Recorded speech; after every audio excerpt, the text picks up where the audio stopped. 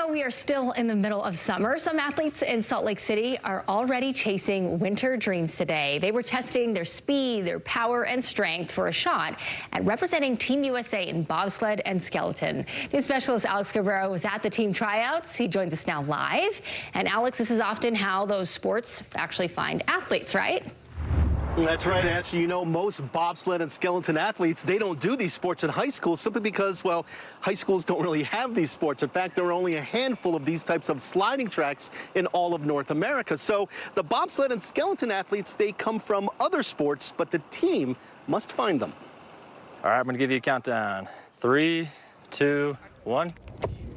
In the middle of summer, Jump over the Sharpie. without a snowflake in sight, That was over the Sharpie. these athletes were already thinking about winter. My coach was like, well, if you're not going to continue with track, like, you should do bobsled. Yes, bobsled.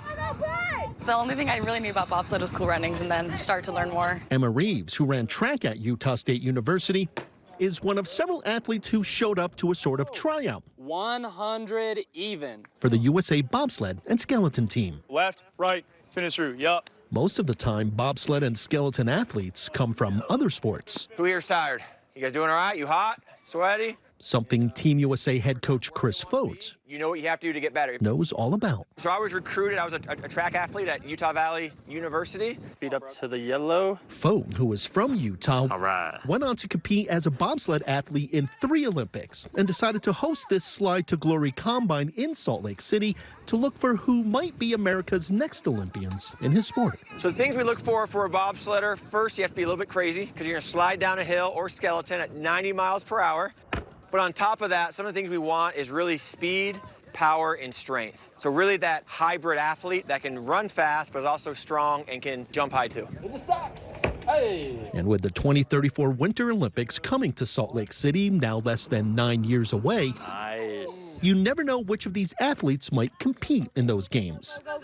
I want to give everything that I've got, and I want to be on the big stage. I want to perform, do what I love. Isabella Burnett is about to be a high school senior in Idaho. She's already a state champion, but the Olympics is as big as it gets. It would honestly just be amazing. Represent USA as like literally one of their athletes. That's just like, it's just an amazing thing.